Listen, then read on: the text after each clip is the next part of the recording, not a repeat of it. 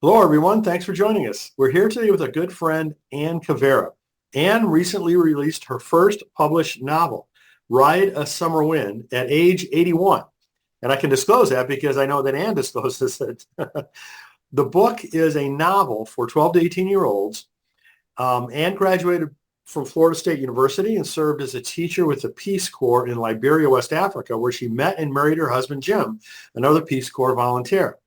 Over the years, she's been a middle grade teacher, a youth minister, a college counselor. Through it all, she's been a writer. Now that her children are grown, she enjoys the company of her grandchildren and the middle grade children that she creates characters for in her novels. And also has a podcast with the fantastic title of Speeding Past 80. I just love that. You can learn more about her at AnnCaveraWriter.com. That's AnnCaveraWriter.com. So Ann, congratulations on all you've accomplished, and thanks a lot for joining us. Thanks so much for having me, Brian. I'm glad to be here. So what else would you like people to know about you? Well, you've covered most of it, I think. We have 4 children. They're all grown. And my son, Chris, is the one who helps me with the podcast. I'm not tech savvy for editing or filming or anything like that, but he has recorded and edited all 100 episodes. We celebrated our 100th episode last week, and we've been on the air since February 2022. And this has just been a wonderful thing for me because I was homebound at the time. My husband had Alzheimer's. He's since passed away. And I thought I would just do it while he had Alzheimer's. But this has become a real lifeline for me. And I've made friends in Kenya, Canada, Japan, and all over the United States. It's been a wonderful thing. Well, I mean, the reason why I wanted to interview Ann is because I just consider her such a role model for entrepreneurship at a relatively advanced age. I mean, speaking as another person with a lot of gray hair, it's like there aren't as many of you that I'd like to see in terms of people that, really do some great things and don't let age get in the way. Well, I think there are a lot more of us than people realize. And some of the things that people do that are great at this age are not the kind of things like podcasting or writing, but they may be doing great things, just taking care of a loved one or raising grandchildren or just being the one who's always there at the funeral luncheons at church. There are many, many ways to do great things at this age. And some of them don't involve technology, which is a very good thing. No, you're absolutely right. You're absolutely right. There are a lot of people who do contribute in many different and valuable ways. But let's talk about your publishing journey. Tell us about your new book and how that came about. Well, I think I was like a lot of people who had a book tucked away in a drawer that maybe they started long, long ago. When our daughter was about 5 or 6, we realized she had a gift for music. And I just wanted to write a book with music in it for her. Okay, she is not 6 anymore. I won't say her age, but she is an adult, lives on the West Coast, and she has a wonderful career in music. So when I was thinking, and I guess it was about 2014, our life was undergoing some changes. And I thought, what do I really want to do with the rest of my life? Mm-hmm. And I really wanted to write something I had not let myself engage in fully because my first calling was to take care of the kids, grandkids, Jim. Family was first. And I really felt as if I tried to write and gave it everything I could, my family would fall short. So 2014, I'd taken care of almost everybody, and I dug that book out of a drawer. I went to Mount Hermon Christian Writers Conference that year, and I got some wonderful help there. It still wasn't publishable, so I began taking classes.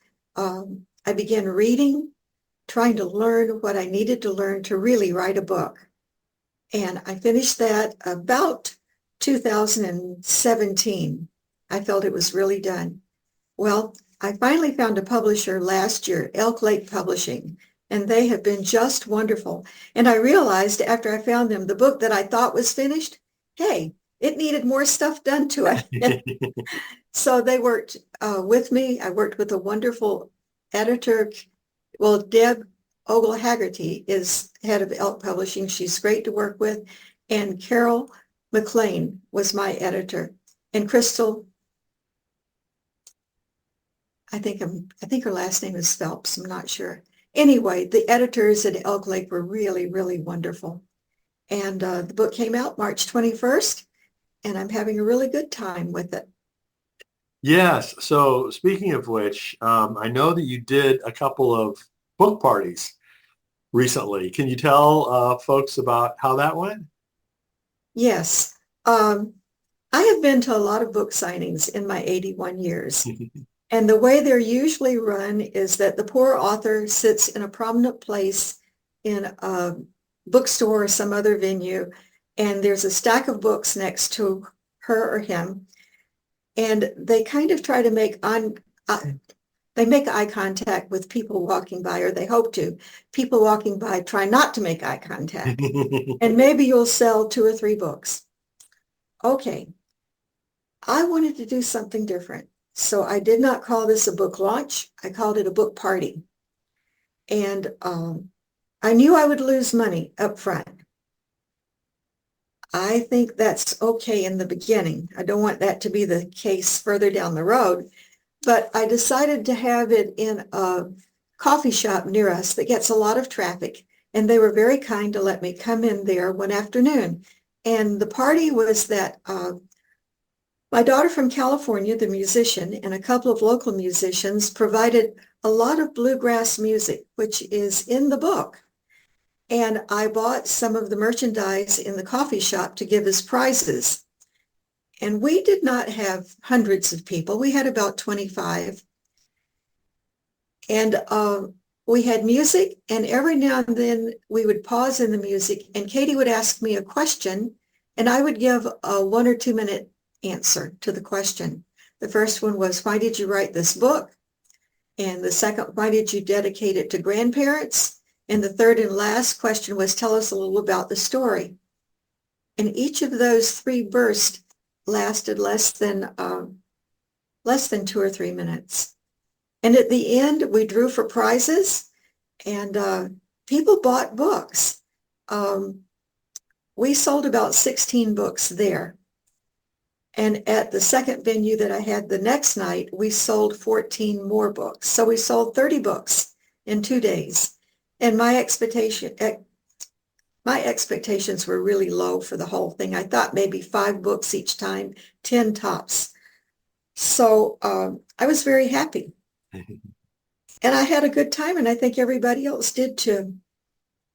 Yes, I mean that's what's so cool about it is the way you're going about this is, not to try to be, a New York Times bestseller. You're trying to do it, to offer something to the world, but have fun doing it and engage people around it. I think if you spread joy, people will come.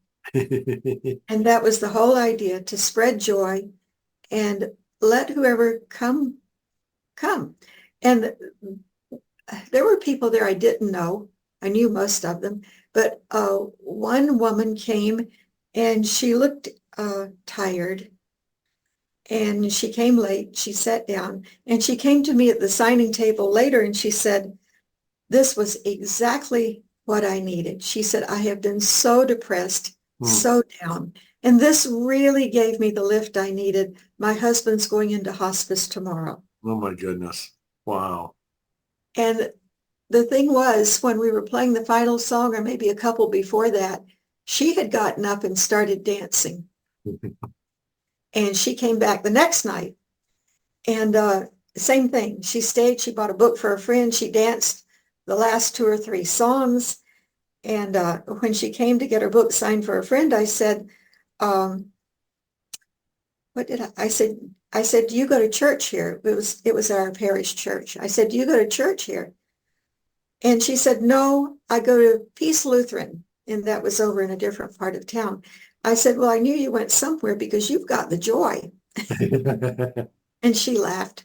But she helped me understand that when you spread joy, everybody wins. Amen. Amen. So being a fellow grandparent, I have to ask you basically the question that your daughter asked. Why did you write a book about grandparents? Well, I didn't realize in the beginning that I was writing this for grandparents as well as for teens. But there are, and I discovered this when I was researching grandparents, there are 3 million grandparents in this country alone who are the sole caregivers for their grandkids. Now, these are retired people. They may have chronic illness. They could have heart problems, arthritis, all kinds of things that make life a challenge for them every single day. It may be difficult just to get out of bed, much less take care of a grandchild. And their resources may not cover the cost of raising a child. Maybe they're on Social Security. But when their grandchildren need a parent and the parent can't be there, these grandparents are stepping up to the plate. And they're doing the best that they can day after day after day. And I think there's beginning to be some recognition for the sacrifices they make. There are grandparent groups coming up in different parts of the country. And I know that there are resources online that they can access and resources at libraries. So they're beginning to be recognized, I think, as people who are silently making great sacrifices for the young people in this country who don't have parents available. Well, that's very cool that you're highlighting that. I think it's important. So I'd like to read from a couple of the endorsements for the book. This one is from our good friend, Jennifer Grant. Cavera doesn't shy away from the grim reality of poverty and loss. And as honest and broken as some of her characters are, readers are left with a sense of hope as well as a reminder of the value of regarding others with respect and love.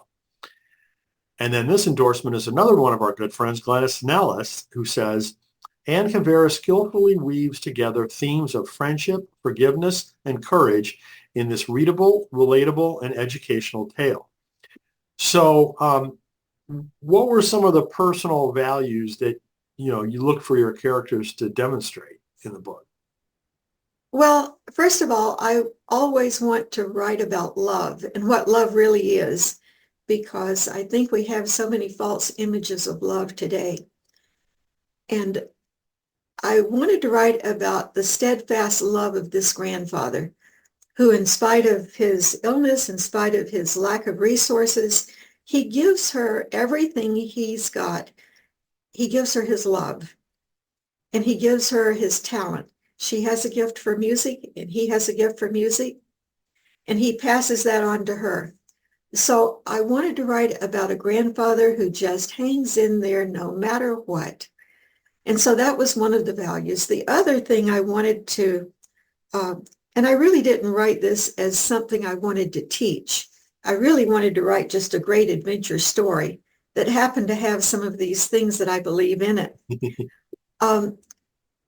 I wanted people to understand that if your family isn't the typical, stereotypical, two-parent, 4 kids or 2 kids or whatever family, that families can be created. And in the story, the grandfather and the granddaughter make the family, but also there's another girl in the story whose parents really aren't there for her. Her mother's gone, and the father is very busy with his own life, and she becomes a third member of their family. So I wanted to talk about families that bond outside the normal, what you think of as traditional family. Mm-hmm, mm-hmm. And I also wanted to say something about life and death. I wanted to say very clearly at the end, when we think everything is over, all is lost, they're gone, that death is not an ending, it's really just a beginning. So those were the main things I wanted to say. And there may have been other things too, but those three things I really wanted to say, especially to young people. Very cool. So, as I mentioned earlier, I really consider you to be a role model for, entrepreneurship later in life. What kind of choices have you had to make, or, what kind of thoughts did you have kind of as you went off on your own, so to speak, to become a solopreneur? Well, I still have trouble with focus, and I think I've talked to you about that, Brian. I have other things in life that need to be done. I need to be writing because my personal choice is to try to have one book completed every year that God gives me. Wow. And I have one that's close. I have a second one that's about a third of the way done. But that is hard to find time to do now that I have become a business person. And the other choice is I really need order in my life. Jim and I made his journey together, and it was 8 years altogether. And I just let things go.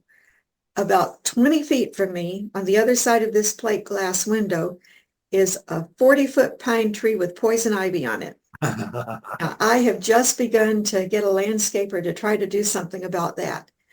But that should have been taken care of 3 or 4 years ago. And you can't see in this room, but I have a stack of 100 books I've pulled off my bookshelves to try to give away or take to the church rummage sale or give to people who might enjoy them. I'm trying to simplify everything so that I can do what I really want to do, which is write, podcast, and go out and meet people. It's just so hard to get those things done. So I just need to do a few things so that I can be free to do what I want to do. Isn't it amazing how getting things off your plate really frees up a person, to focus on the things that you really care about? Yes, I have a story about that. I don't know if I've mentioned it. Maybe I have before, but on Ash Wednesday, I wanted to give up something for Lent. And I hadn't given up anything. I'm not very successful giving up food. But I thought, what if I just didn't turn the TV on during Lent? And ours is in a cabinet where you can close the doors. So I closed the doors and I thought, I hope I last longer than a couple of days. And the first couple of days were uncomfortable. And then I began really enjoying the quiet. Now, it's past Lent, and I have not turned the TV on except for 15 minutes twice when the weather was bad. I really like life better without the television. Wow. I'm able to think better, but I'm sure I'll go back and see some of the things I really appreciate on TV. But for now, I'm happy just trying to think my way through things, trying to get a little more organized, trying to think what I need to do next for the books. So that's one thing that really simplified my life. That's a good example. I mean, it certainly would free up a lot of time, Yes. for reading or writing or whatever you want to use it for. Mm-hmm. Yes. It's been a real help. It's made me think about what's really important. Cool. Yes. I couldn't speak highly enough about that need in a person's life. Yeah. What advice do you have now that you've gone through as much as you have along this journey? What advice do you have for those that are just considering going off on their own? Well, if somebody wants to start something brand new, especially later in life, the thing that was most helpful for me was to ask myself, what would I be doing if I were 21? And if it's still possible to do it now, just go for it. I'm blessed with a son who can help me with the podcasting. But at 21, I really wanted to write. And at 81, I really want to write. And so that's what I'm doing. I began writing knowing that I might never find a publisher. I really don't have the means to self-publish and do it well, with all kinds of editing, cover art, that kind of thing. And so I knew that if I did not find a traditional publisher, I would just run my stories off and put them in binders for presents at Christmas. It would come to that. But if it's what you really want to do, I think you just have to do it and see where it lands. You mentioned this a little bit about this, but in terms of the future, it sounds like you've got 2 books that are in the works. Yes. I don't want you to disclose anything that's premature, but can you tell us anything about those? I'd love to tell you about those. In 2017, when I finished this book, I knew I wanted to start something new, and I did not have 47 years to write it. So I began praying about it and thinking about it, and I wanted the hero to struggle against an anti-hero, but I didn't want it to be human. And so I thought, and I'd heard about a pandemic. So in 2017, before there was a pandemic, I sat down and I wrote 1,000 words a day for 90 days, for 3 months. Wow. And I wrote this story in 3 months. And it was about, it's set in the far distant future after technology has imploded, which is every old person's dream. So it's set in the far distant future in Ireland, which I've never been to, but I hope to go to maybe next year. And these 2 children lose their parents in the pandemic, but an aunt who lives some distance away sends them an old Bible, and she's an herbalist. And in the margins of the pages where you record your family history, she has written an herbal formula that will cure the pandemic. And the pandemic causes blindness. It takes a long time. It causes blindness. And then once blindness is complete, there's death.